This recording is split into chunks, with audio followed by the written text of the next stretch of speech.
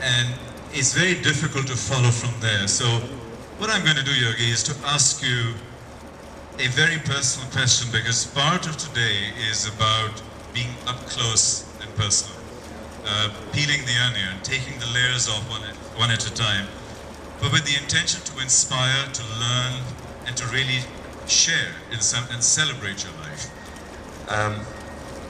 You're going to ask me personal questions. I will ask you personal questions. My wife is here. She is. I want to remain married. I'm sure you will. By the end of this evening, I'm sure you will. Not only that, I think you'll be even more in love by the time you actually finish, because of what we're about to do. Moving on. Yogi, we put a few pictures up there. Let me talk to you about your early days in your life. What was the deepest, saddest, lowest time in your life? Can you share with us the depths that you had fallen to? Oh, I wish there was one at that point, or one low ebb, or one low moment. There were many. There were several. They came 5 times a day, 10 times a day. And that's how low and terrible and morose it was. But to trace, to talk about one or two, despair. You think about not having a hope, not knowing what's going to happen tomorrow. Those are very terrible moments. I don't wish them on anybody. Despair and I had failed. And deep failure.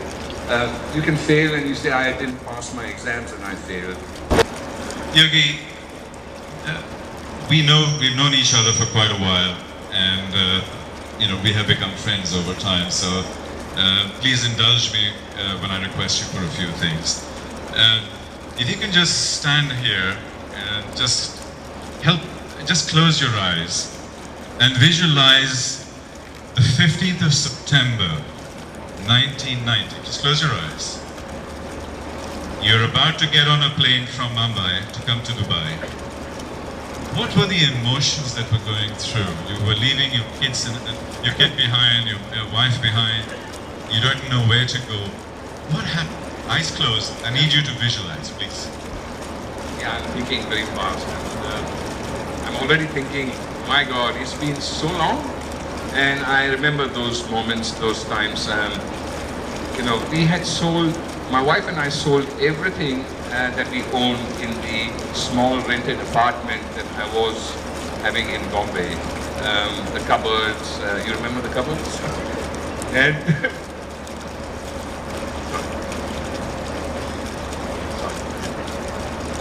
these are the moments, ladies and gentlemen.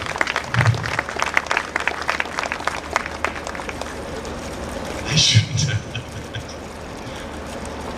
No, so my wife and I had made a plan that we would sell everything, and whatever monies came off, I would take half it, and she would keep half for her son and I, for her, and then I would go to Dubai. I came to Dubai because there was nowhere else to go. I came to Dubai because my friend, who is here somewhere, Kishore Bhatia, he called me and he said, you're so down and out that, any change will be good for you. So I came to Dubai at that point on the 15th, and I said, let me sell everything, take half the money, and I came to Dubai. And he was living with his mother, his wife, his 2 children. So he very politely and graciously gave me his living room to stay. And in the living room there was a sofa and there was a carpet, and I decided that I would sleep on the carpet because there was no mattress. So that's how it began. So those were very, very challenging days, and the only thing that kept me, Tarek, was my youth. And I was just 29, and I was thinking tomorrow will be another day, and soon that I'm here in this lovely city of Dubai, soon the future will wait for me. Soon the future will be different. So in this deep despair, you actually had a lot of hope. When you are so down, you clutch at trinkets, you clutch at straws, and anything becomes a hope, and anything becomes larger than life. Tomorrow was always better than today, because the today that I had seen was terrible.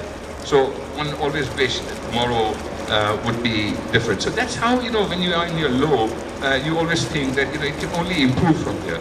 I don't wish this on anybody. It's terrible, it's horrendous.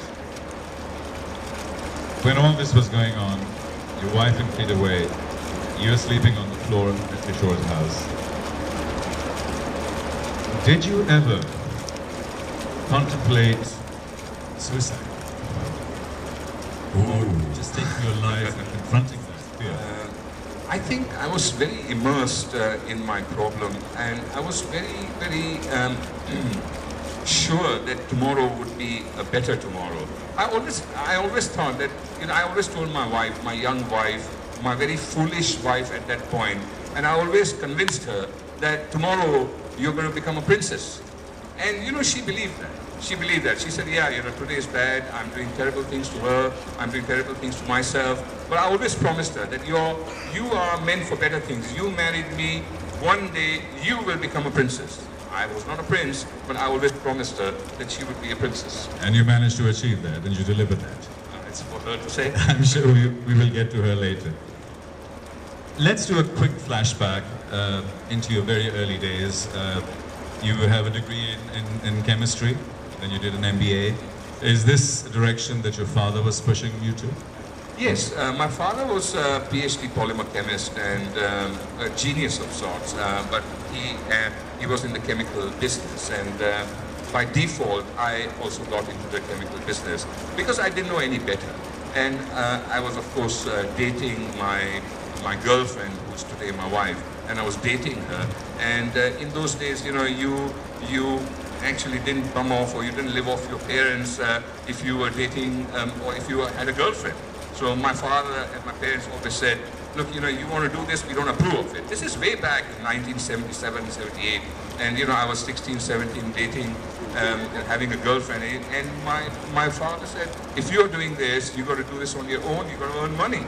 So I decided that, okay, I'll earn money, I'll study and I'll earn money, and I'll then also carry on with my dating. So, just to share with the audience, what was your salary, your first salary? I think they will be interested and shocked. It was 600 rupees. 600 rupees. How much is that in real money? 25 dirhams a month. Guys, that's how we all start. I think that really is the key message here.